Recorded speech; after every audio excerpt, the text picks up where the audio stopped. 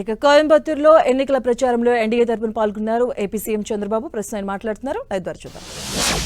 Secret ఏ రంగంలో చూసినా, ఏ దేశంలో చూసినా తమిళనాడు నుంచి తమిళుల యొక్క విజయాలే కనిపిస్తాయి. అత్యంత ప్రాచీన నాగరికతల్లో తమిళనాడు ఒకటి.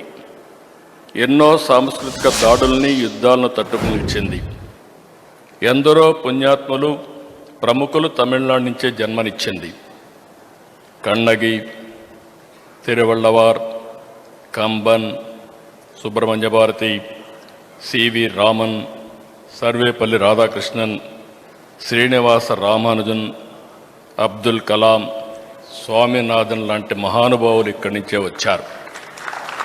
నాకు కూడా ఎన్డీఏ గవర్నమెంట్లో అబ్దుల్ కలాం లాంటి దేశభక్తుడిని రాష్ట్రపతి చేసుకోగలిగా ఉంటే, ఆ రోజు నేను కూడా ఒక పాత్ర పోషించగలిగానంటే అది నా అదృష్టంగా భావిస్తున్నా.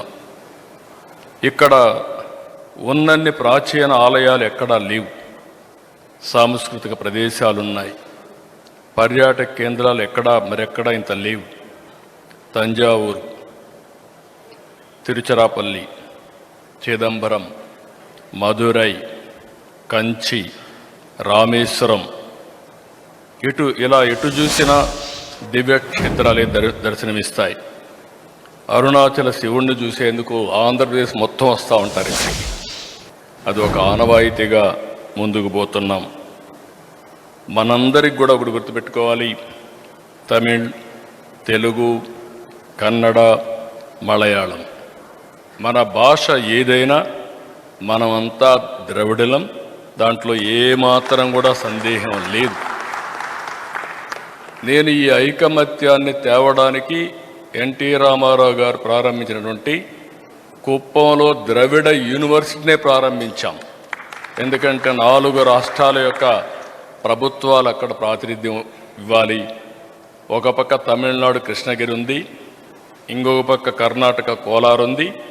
కేరళను కలుపుకొని మన సంస్కృతి సాంప్రదాయాల్ని కాపాడుకోవడానికి ద్రవిడ యూనివర్సిటీ కూడా స్టార్ట్ చేశాం.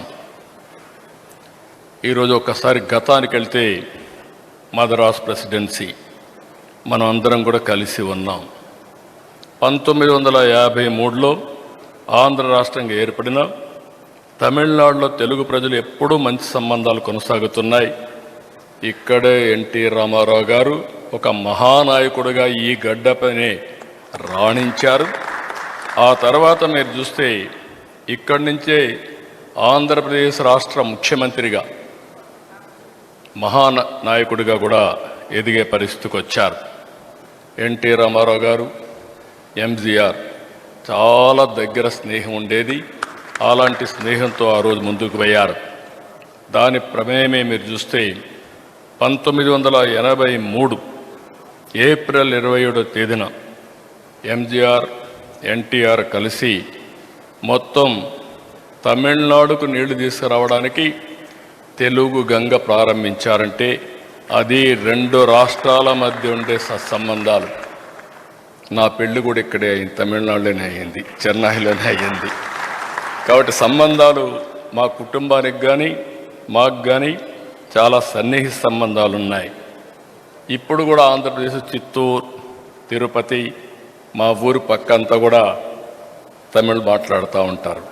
నా కాన్స్టిట్యున్సీలో కూడా మెజారిటీ తమిళే మాట్లాడతారని చెప్పి కూడా నేను మీకు తెలియజేస్తున్నా.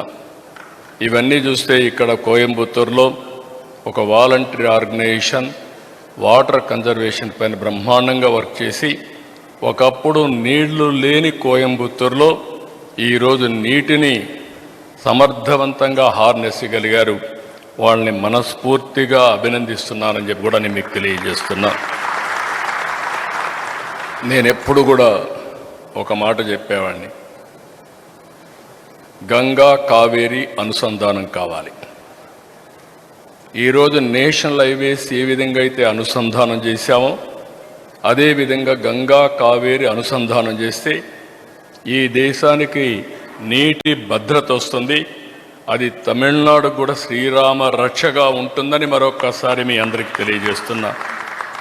ఈరోజు ప్రధానమంత్రి నరేంద్ర మోడీ గారు ఆయన ఒకటే ఆలోచిస్తున్నారు. ముందు ఇంట్రా రివర్ లింకేజ్ చేయండి, తర్వాత ఇంటర్ లింకేజ్ ఆఫ్ రివర్ చేద్దామని చెప్పి చాలా స్పష్టంగా ఉన్నారు. భవిష్యత్తులో అన్నీ కుదిరితే గోదావరి, కృష్ణా, కావేరి నదుల అనుసంధానం మొదటి ఫేజ్లో చేసి మళ్ళా తమిళనాడుకు నీళ్ళిచ్చే అవకాశం వస్తుంది. అది సాధ్యం కావాలంటే ఒక్క నరేంద్ర మోడీ గారి ద్వారానే సాధ్యమని మరొకసారి మీ అందరికీ విజ్ఞప్తి చేస్తున్నా. సంస్కృతి సాంప్రదాయాల్లోనే కాదు, నిత్య చైతన్యంలోనూ మీకు మీరే సాటి. దేశంలో తమకు ఎదురు లేదని విర్రవీగిన కాంగ్రెస్ని 1967లోనే మెడలు వంచిన సత్తా మీది. కానీ ఇప్పుడు రాజకీయం మారింది. కాంగ్రెస్కు వ్యతిరేకంగా అన్నాదురై డిఎంకే పార్టీ పెడితే ఇప్పుడు స్టాలిన్ నాయకత్వంలో డిఎంకే అదే కాంగ్రెస్తో ఎన్నికల్లో పనిచేస్తూ ఉంది. శ్రీలంకలో తమిళ కష్టాలకు కాంగ్రెస్ డిఎంకేనే కారణం అనే విషయం నేను వేరుగా చెప్పవలసిన అవసరం లేదు. తమిళల ప్రయోజనాల్ని, దేశ ప్రయోజనాలు పట్టిన పార్టీలు కావాలన్నా, తమిళనాడు అభివృద్ధి, దేశ ప్రగతి కోరుకునే ఎన్డీఏ కూటమి కావాలనే విషయం మీరు గుర్తుపెట్టుకోవాల్సిన అవసరం ఉంది. అన్నా డిఎంకే అంటే మనకు అందరికి గుర్తొచ్చేది జయలలిత గారు. నేను ఆవిడ బతుకున్నప్పుడు ఎలక్షన్కి ఇక్కడికి వచ్చి అడ్రస్ చేశాను, కోయంబత్తూరుకు వచ్చి అడ్రస్ చేశాను. ఆ తర్వాత ప్రమాణ స్వీకారానికి కూడా వచ్చాను. తప్పకుండా ఈరోజు చెప్తున్నా, మళ్ళీ గెలిచేది ఏడీఎంకేనే. అదే మరిగా ఎన్డీఏ, బీజేపీ, ఏడీఎంకే కూటమి తప్పకుండా గెలవాలి. గెలిచి రాష్ట్ర అభివృద్ధి సాగాలని, ముందుకు సాగాలని నేను మిమ్మల్ని కోరుకుంటున్నా. ఇక్కడికి వచ్చినప్పుడు majority will follow in English. I want to bring latest development. If you see here, కాగితం,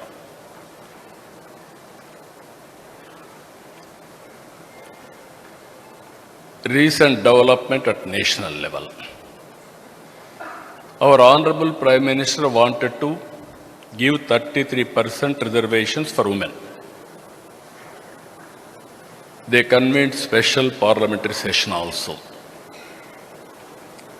In that, Congress led opposition parties, DMK, TMC, and also Samajwadi Party. They defeated the bill. They are saying great work by defeating this bill. I am asking one thing.